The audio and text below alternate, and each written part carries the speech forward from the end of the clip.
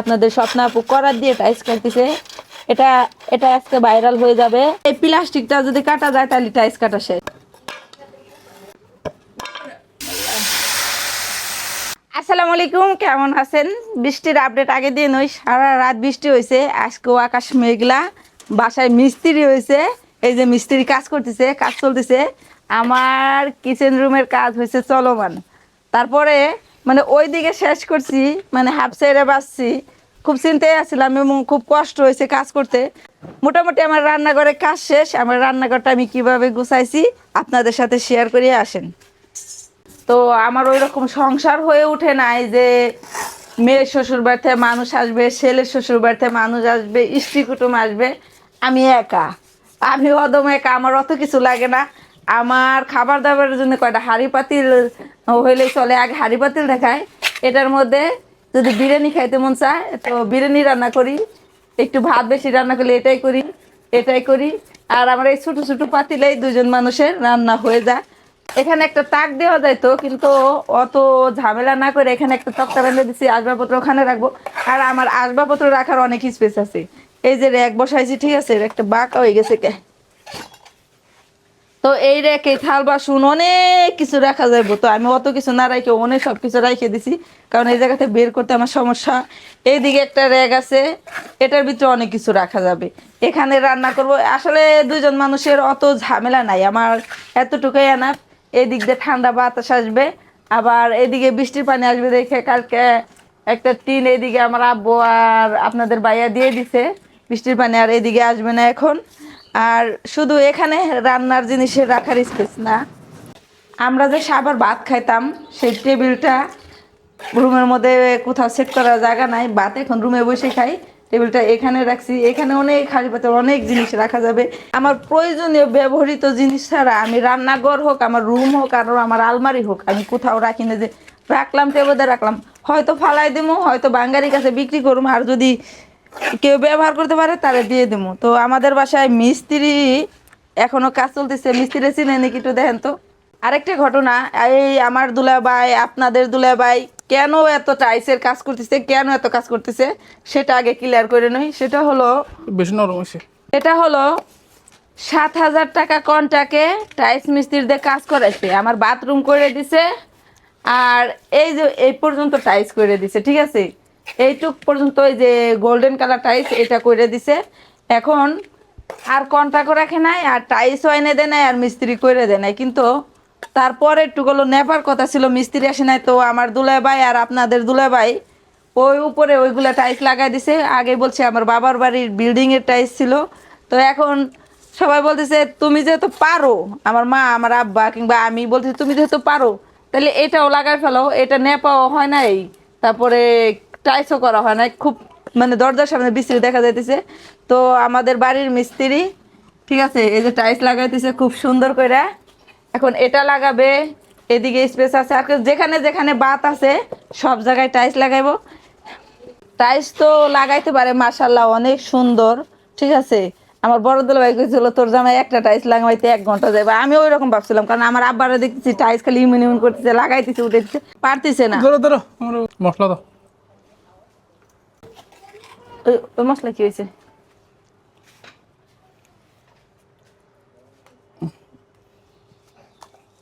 আরো লাগবো?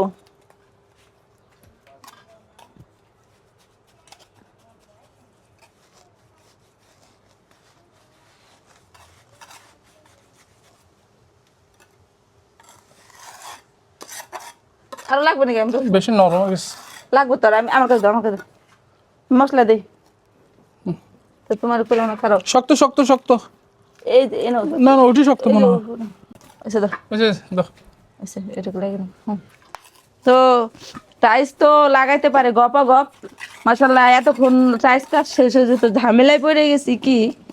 এই যে আমাদের টাইলস কাটার একটা মেশিন আছে আমার দুলাবার, বেলেটটা ভালো কিনা জানি না, কিন্তু এটা চালাতে হলে 6 মাস 1 মাস ট্রেনিং করতে হবে। টাইলস কাটতে কাটতে একটা দক্ষতা আসবে। তো এটা দিয়ে কাটতে পারে না, কারণ টাইলস তো কাইটে কাইটে লাগাইতে হয়। তারপরে কেসিতে কতক্ষণ কাইটে কাইটে লাগাইছে, এদিক দিয়ে টাইলস কি কেসিতে কাটা যায়। তো আজকে রান্নাও করছি, পেঁপে দিয়ে একটা হোটেলে সবজি বানাইছি খুব সুন্দর করে, সেটাও ভিডিওতে দিয়ে দিলাম, শেয়ার করে দিলাম। তার আগে বলি টাইলস এখন কি করতেছি, আমি বলতেছি আপনাদের বাইরে যে করাত দিয়ে আমি সুন্দর করে কাইটে দেই, তুমি লাগাও। তো এখন করাত দিয়ে টাইলস কেটে দুজনে লাগাইতেছি। আসলে যেটার যে কাম সেটা না হলে হয় না। তুমি আমার দাগ দিতেছো এই যে মাঝখানে না, এই মাঝখানে না কলঙ্ক।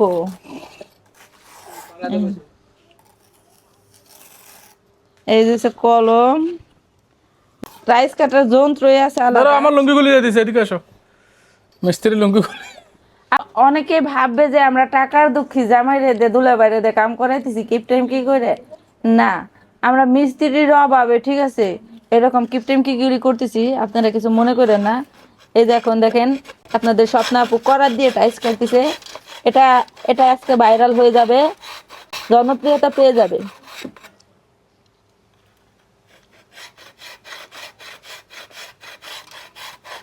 এই দেখেন কিভাবে টাইলস কাটতে হয়, করার দিয়ে মেশিন ছাড়াও আমরা টাইলস কাটতে পারি। তা আজকে প্রমাণ করে দেব আমরা, কি কও? হ্যাঁ,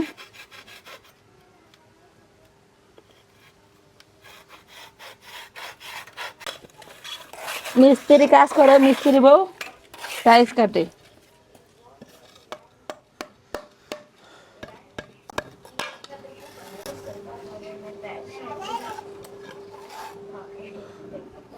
দেখ তো হয়েছে নাকি?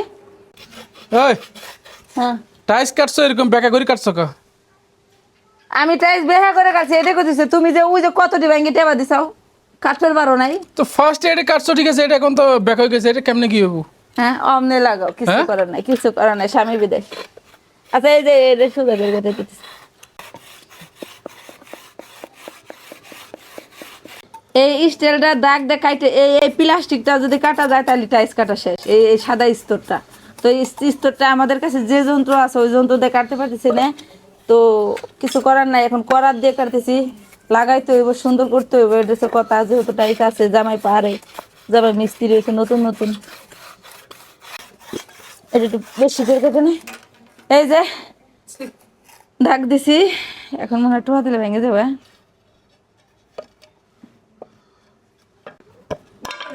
এই যে, একটু ধৈর্য নিয়ে করতে হবে, বুঝতে পারছো? এই যে সমান আছে, হ্যাঁ?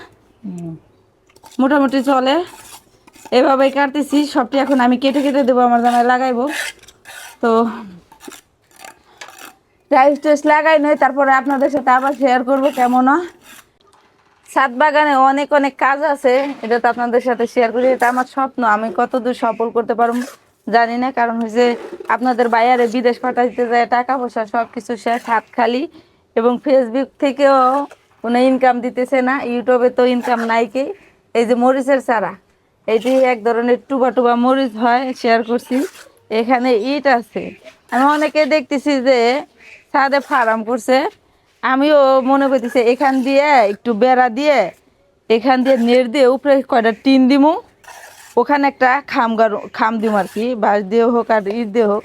তারপরে এখানে 2-3টি গাঁথনি দিয়ে উপরে টিন দিয়ে চারপাশে নেট দিয়ে এখানে আমি কিছু দেশি মুরগি পালন। এটা হচ্ছে কথা। সিমেন্ট কি কম হইতেছে নাকি আবার?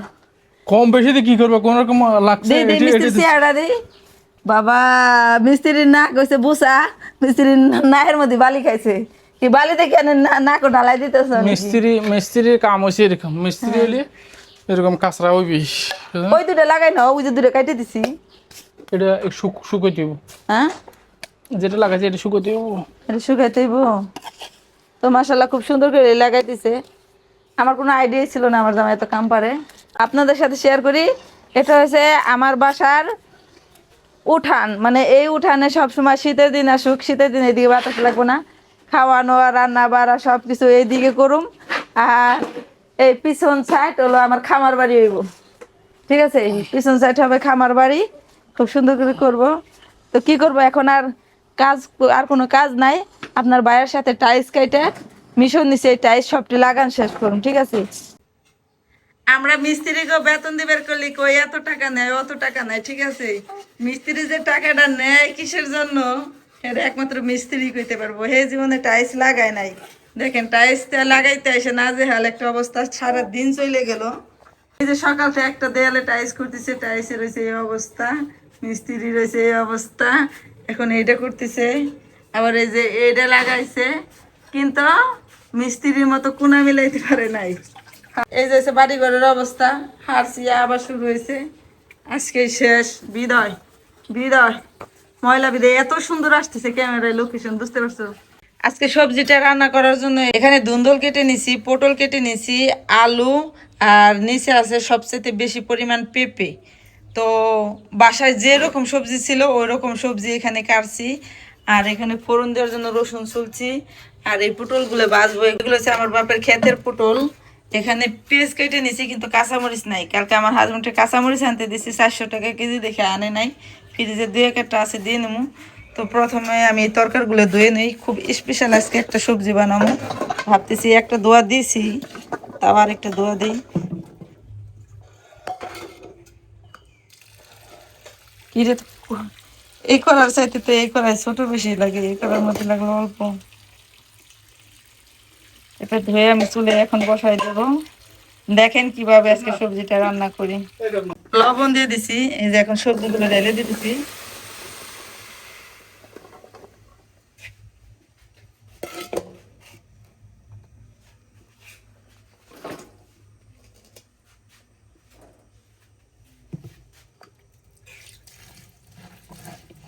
তারপরে দিলাম পেঁয়াজ, এটা একটু ভাপে আসুক, পরে মশলাপাতি সব দিয়ে দেব, হইতে থাকো।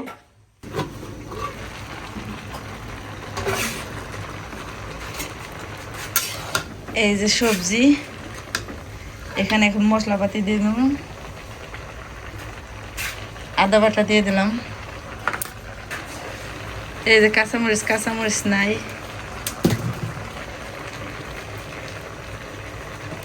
হলুদ, মরিচের ফাঁকে একটু বেশি করে দিই, ঝাল না হলে আবার মজা লাগবে না। এটা এখন নেড়ে ছেড়ে দেবো, লবণটা আগে দিয়ে দিয়েছিলাম। আর এইদিকে চুলাটা জ্বালাই দিই, একটু তাড়াহুড়ো করতেছি, কারণ এই যে পটল কেটে রাখছি, পটলগুলো ভাজুম এখন। অনেকদিন পর আপনাদের সাথে রান্না বাড়ার ভিডিও শেয়ার করতেছি। আর আজকে স্পেশাল একটা রান্না মনে হচ্ছে ভাজি, কারণ পেঁপে অনেকভাবেই খাই আমি, ভর্তা বানাই, তারপরে ডাল দিয়ে খাওয়া যায়, তারপরে খামো কি কন, বাজারে তরকারি 100 টাকা 150 টাকার নিচে কোনো তরকারি নাই। আর বাজারে ওইরকম কোনো সবজি নাই, কাঁচামরিচ হয়েছে 400 টাকা কেজি। তো এই হচ্ছে অবস্থা, কিছু করার নাই, খাইয়ে বাঁচতে হইব। বাংলাদেশের মানুষের রুচি স্বাদ সব মাটিতে রাখছে।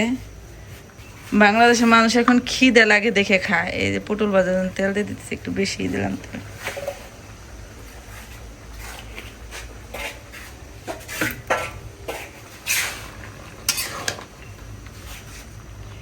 পটলের খোসা ফালাইনি, খোসা ফালাইলে একটা টুলটুল হয়ে যায়। আমি সব রকম করে ভাজি, তো এরকম করে ভাজলে একটু বেশি মজা লাগে।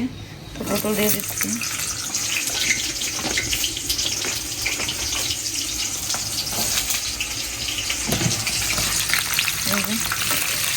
এগুলো হইতে থাকো, ফোড়নের জন্য থাকে। এখন দিয়ে দেবো আর কিছু হলুদের থাকি। পটল ভাজা আমরা এরকম করে পটল ভাজি। আর এদিকে আমার সবজিটাও সেদ্ধ হয়ে গেছে, আর সেদ্ধ করা দেবো না, এখন এটা বাগার দিয়ে নেবো, ফোড়ন দেবো। ভাজিটার মেন সাবজেক্ট হচ্ছে ফোড়ন। প্রথমে শুকনো মরিচ দিয়ে দিলাম। এখানে আমি অনেক পদের মশলা নিয়েছি, এটা হচ্ছে 5 ফোড়ন, জিরে, ধনিয়া 2 পদের, তারপর কালো জিরে, সবগুলো দিয়ে দেবো। এখন মরিচটা লাল হয়ে গেছে, দেবো পেঁয়াজ আর রসুন কুচি। এই যে পেঁয়াজ আর রসুন আমার একদম বাদামি কালার হয়ে গেছে। এটা আরবিতে কি করে, বুন্নি বুন্নি, বুন্নি বুন্নি, বাসা বুন্নি। সবজিটা ঢেলে দেবো, বিসমিল্লাহ।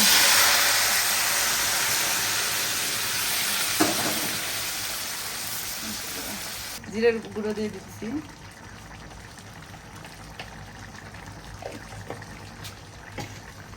ফাইনালি আমার কিন্তু সবজিটা রান্না ডান। দেখেন অনেক সুন্দর একটা কালার আসছে, আর এটা দেখতেও ইয়ামি লাগতেছে, খেতেও মনে হয় মজা হবে। যাই হোক, যেমনই হোক, খুব সুন্দর একটা রান্না শেয়ার করলাম। চাইলে আপনারাও বাসায় রান্না করতে পারেন, ট্রাই করতে পারেন আমার মতো ঘরে যে কোনো সবজি দিয়ে। কারণ হচ্ছে এখন মাছ মাংসের যে দাম, একটু মজা করে যদি সবজি আবার এমনি রান্না করে খাইলে মনে চায় না আর খাই, কিন্তু একটু মজা করে পাকাইলে খাওয়া যায়। এ পর্যন্ত সবাই ভালো থাকবেন, টাটা।